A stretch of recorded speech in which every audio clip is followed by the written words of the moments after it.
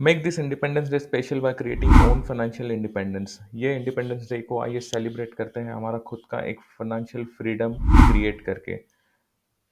अंग्रेज़ों से तो हमें आज़ादी मिल गई, मगर क्या हमें आज़ादी मिली है हमारे फाइनेंस के मैनेजमेंट से? या फिर क्या हमारी फाइनेंस से रिलेटेड हम लोग फ्री होकर सारे के सारे डिसीजन ले सकते हैं? नहीं, तो इसके लिए एक प्रोसेस होना ज़रूरी है, एक फाइनेंशियल फ्रीडम, एक थॉट होना ज़रूरी है कि हमें फाइनेंशियल फ्रीडम क्रिएट करना है। अगर आप फाइनेंशियल फ्रीडम क्रिएट करना चाहते हैं, तो उसके कुछ बेसिक थंब रूल है, कुछ प्रिंसिपल है। तो क्या-क्या है? तो वो आज मैं आपके साथ शेयर करने वाला हूँ। तो सबसे पहले बजटिंग होना बहुत ज़्यादा ज़रूरी है। ये फाइनेंशियल इंडिपेंडेंस का, फाइनेंशियल फ्रीडम का सबसे पहला स्टेप है कि बजटिंग करिए। बजटिंग के बाद डेट मैनेजमेंट होता है कि जो भी हमारे डेट होते हैं, होम लोन हो सकता है, कार लोन हो सकता है, पर्सनल लोन हो सकता है या फिर क्रेडिट कार्ड के लोन्स होते हैं या फिर किसी के पास से डेट लिया हुआ है। तो ये सारे के सारे जो डेट होते हैं, उसको प्रॉपर तरीके से मैनेज करना, ये सेकंड प्रिंसिपल होता है फाइनेंशियल फ्रीडम तक पहुँचने की जर्नी में। Building emergency fund it's a part of being financial free.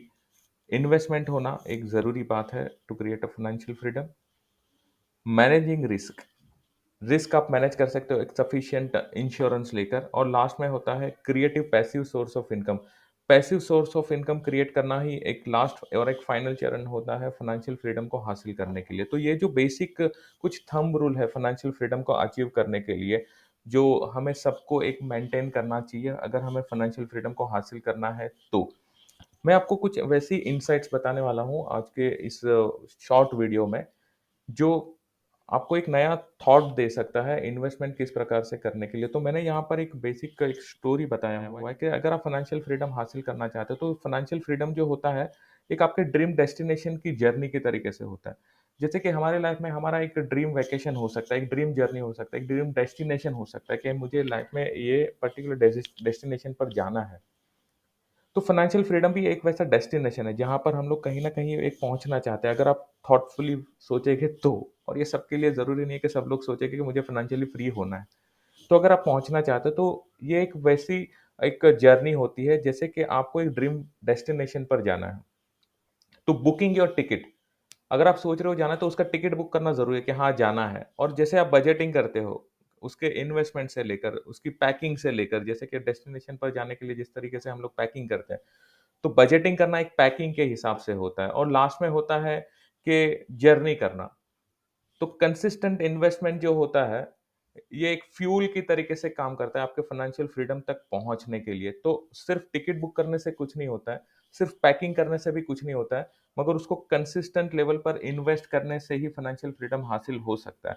मैं इंडिया के फ्लैग को ध्यान में रख के मैं आपको कुछ वैसे एक इन्वेस्टमेंट अपॉर्च्युनिटी आपके साथ शेयर करने वाला हूँ, जो आपको एक सिंपल वे में फाइनेंशियल फ्रीडम किस तरीके से हासिल किया जाता है, उसका एक नया थॉट दे सकता है। तो जैसे हमारा जो इंडिया का फ्लैग है, इसमें डिफरेंट 4 अलग-अलग ऑप्शंस 4 अलग-अलग कलर्स है।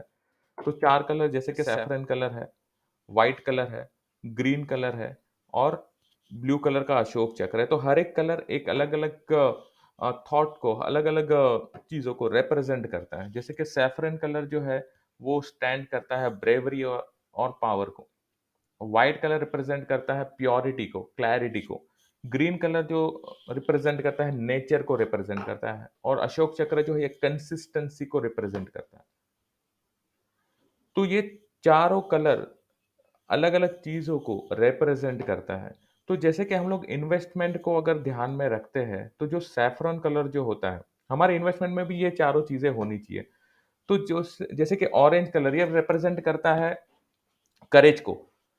तो जभी भी हम लोग इन्वेस्टमेंट करते हैं, तो इन्वेस्टमेंट को एक करेजियस मोड पे भी लेकर जाना चाहिए। जैसे कि कुछ वैसे इन्वेस्टमेंट करने चाहिए, जहाँ पर हमें एक पोटेंशियल ग्रोथ दिखे, जहाँ पर एक अच्छा ग्रोथ दिखे। तो वो इन्वेस्टमेंट हो सकता है यूलिप प्लान्स। यूलिप प्लान में अगर आप इन्वेस्ट कर रहे हो, तो वहाँ पर से आपके इन्वेस्टमेंट को एक अच्छा-सा ग्रोथ मिल सकता है। तो एक आपका पोर्शन जो होता है, वो यूलिप लिंक प्लान में इन्वेस्टेड होना चाहिए, अगर आप फाइनेंशियल फ्रीडम की तरफ आप अपना कदम बढ़ाना चाहते हो। दूसरा ऑप्शन जो है, वो है व्हाइट, मतलब क्लैरिटी। क्लैरिटी का मतलब ये है कि कुछ इन्वेस्टमेंट पोर्शन वैसे आपके रखने चाहिए फाइनेंशियल फ्रीडम के लिए, कि जहाँ पर आप जब भी इन्वेस्ट कर रहे हो, तो तभी आपको ये पता होना चाहिए कि मुझे मैच्योरिटी कितना मिलने वाला है।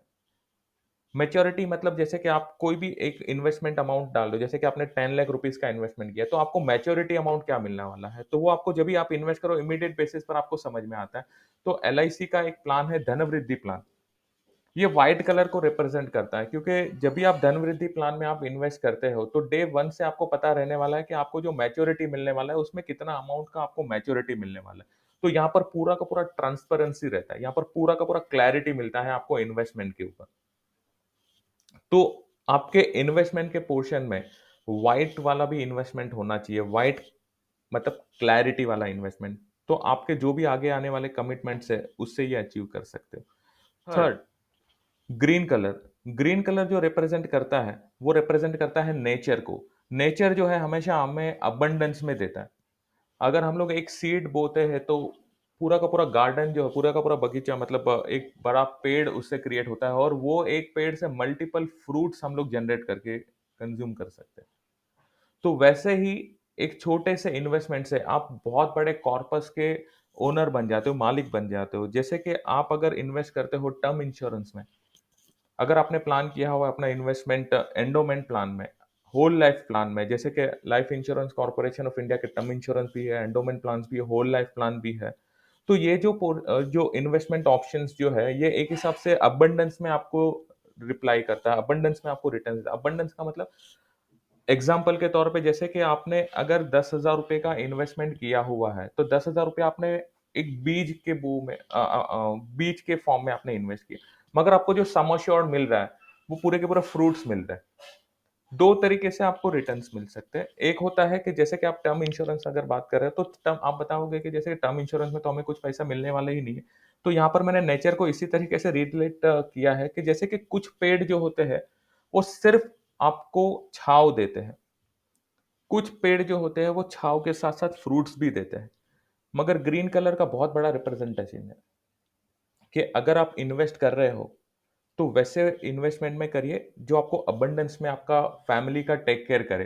तो ग्रीन कलर वो पर्टिकुलर चीज़ों को रिप्रेजेंट करता है, जैसे कि आपको छाँव भी देगा, आपको एक अच्छा रिटर्न्स भी देगा।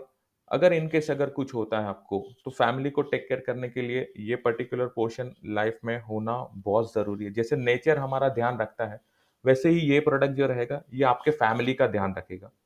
तो 3 चीज़ें मैंने बताई आपको, 3 चीज़ें मैंने आपके साथ शेयर की। सबसे पहले सैफरन कलर, जो मार्केट रिस्क को इन्वॉल्व किस तरीके से कर सकते हो आपके इन्वेस्टमेंट में, उसके लिए यूनिट लिंक प्लान्स। सेकंड जो है क्लैरिटी होना चाहिए इन्वेस्टमेंट में, धनवृद्धि प्लान। थर्ड जो है, सेकंड में इसके लिए धनवृद्धि प्लान, क्योंकि वहां पर आप जब भी इन्वेस्ट करते हो तभी आपको पता रहता है कि आपको मैच्योरिटी कितना मिलने वाला है। और थर्ड जो है ग्रीन, नेचर को रिप्रेजेंट करता है। एक छोटे से बीज से आपको कितना बड़ा पेड़ बनता है और उससे कितने बड़े फ्रूट्स, कितने ज्यादा फ्रूट्स आपको मिलते हैं, जो पूरे लाइफ आपको नए नए प्रोडक्शन करके आपको दे सकता है। तो वैसे ही endowment plan, term insurance plan या होल लाइफ प्लान, उसमें आप इन्वेस्ट कर सकते हो। ये सारी की सारी चीज़ों में, ये सारे के सारे 3 डिफरेंट ऑप्शंस में अगर आप इन्वेस्ट कर रहे हो, सिर्फ इन्वेस्टमेंट करने से कुछ नहीं होगा। तो वहाँ पर रोल होता है हमारे अशोक चक्र का। वहाँ पर रोल है हमारे अशोक चक्र का। जब भी अशोक चक्र जो हम लोग देखते हैं, उसमें 24 स्पोक्स होते हैं और ये 24 स्पोक्स 24 आवर्स को रिप्रेजेंट करता है। तो कंसिस्टेंटली ये घूमते रहना चाहिए, ये घूमते रहना चाहिए। अगर ये घूमते रहेगा, तो ही आप अपने फाइनेंशियल फ्रीडम के नज़दीक आप पहुँच सकते हो। और अगर आपका ये जो चक्र जो है, अगर रुक गया, तो कहीं न कहीं फाइनेंशियल फ्रीडम आपको आपको जो ड्रीम डेस्टिनेशन पर पहुँचना है, उसके लिए जो आपका फाइनेंशियल प्रोविज़न होना चाहिए, वो आपका नहीं होगा। मगर आप कहीं न कहीं आप नियर बाय आप जाकर ज़रूर पहुँचोगे। मगर व्हील अगर कंटीन्यूअसली जब तक आपको पे करना है, जब तक आपने पे किया है, जितने साल तक पे करना था तब तक किया, जितना करना था उतना किया, तो आपको आपके फाइनेंशियल इंडिपेंडेंस तक लेकर जाना एकदम ईज़ी वे में हो सकता है। तो मैं उम्मीद करता हूँ कि ये जो एक थॉट है, ये आपको इन्वेस्टमेंट के फॉर्म में एक ज़रूर तरीके से इंस्पायर करेगा। To achieve financial freedom, you must need all 3 in your portfolio. आपके पोर्टफोलियो में यूलिप भी होना चाहिए, आपके पोर्टफोलियो में गारंटेड प्लान्स भी होने चाहिए, आपके पोर्टफोलियो में term insurance, endowment plan, whole life plan, ये सारे के सारे प्रोडक्ट का मिक्सचर होता है। और जब भी हम लोग बात करते हैं इन्वेस्टमेंट की, तो जैसे वॉरेन बफेट जो है, वर्ल्ड के one of the best investor माने जाते हैं, वो हमेशा बोलते हैं कि don't put all egg in your one basket. तो ये जो है, हमें जो हमारा इंडियन फ्लैग जो है, ये भी हमें वही तरीके से रिप्रेजेंट करता है कि सारे के सारे कलर्स जो है वो आपके इन्वेस्टमेंट में आने चाहिए। उसमें ब्रेवरी भी होना चाहिए, उसमें क्लैरिटी भी होना चाहिए, उसमें नेचर भी होना चाहिए। तो आप अगर अपना इन्वेस्टमेंट अगर कर रहे हो रिलेटेड विद फाइनेंशियल फ्रीडम, तो आपके पोर्टफोलियो में ये सारे प्रोडक्ट्स होने चाहिए। और बहुत ही इंपॉर्टेंट चीज है जो आपको जानना जरूरी है कि requirement for each individuals are different. आपकी, मेरी, आपके फैमिली के दूसरे जो कलीग, आपके ऑफिस के दूसरे कलीग्स हैं, उनकी फैमिली मेंबर, सबकी रिक्वायरमेंट जो है ना वो इंडिविजुअली अलग अलग है।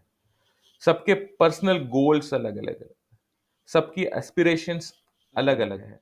इन्वेस्टमेंट ऑप्शन भी सबके अलग अलग ही होंगे। जैसे रिक्वायरमेंट होगा वो हिसाब से, रिक्वायरमेंट के हिसाब से ही इन्वेस्टमेंट ऑप्शन चूज करने होते हैं। तो आप हमेशा एक प्रॉपर फाइनेंशियल एडवाइजर की कंसल्टेशन के तरीके से ही आप अपने इन्वेस्टमेंट को करिए, क्योंकि फाइनेंशियल इंडिपेंडेंस हासिल करने के लिए एक प्रोफेशनल एडवाइजर ही आपकी हेल्प कर सकता है। ये जो है फाइनेंशियल इंडिपेंडेंस डे को किस तरीके से सेलिब्रेट किया जाए, इसके लिए मैंने एक छोटा सा थॉट मेरा शेयर किया। अगर आपको वीडियो अच्छा लगा तो प्लीज़ लाइक करें, शेयर करें। जो दूसरे एडवाइजर्स हैं उनको एम्पावर करने के लिए आप ये वीडियो आप उनको दे सकते हो, ताकि ये इंडिपेंडेंस को हम लोग एक मूवमेंट के तरीके से ले और फाइनेंशियल इंडिपेंडेंस लोगों तक पहुंचाए। तो एवरी सैटरडे मेरा सेशन होता है। अगर आप ऐसे नए कंसेप्ट अगर आप सीखना चाहते हो, कंटिन्यूअसली लर्निंग में आप रहना चाहते हो, तो जो लिंक दिया हुआ है वो लिंक पर जाकर आप अपना रजिस्ट्रेशन करवा सकते हो और मेरे नेक्स्ट सैटरडे सेशन में आप लाइव पार्टिसिपेट कर सकते हो, जहाँ पर अमेजिंग लर्निंग्स होती है विद फाउंडेशन स्किल्स। तो thank you so much video को लास्ट तक देखने के लिए। वीडियो अगर अच्छा लगा तो प्लीज़ लाइक करें, शेयर करें और सब्सक्राइब करिए। सी यू ऑल।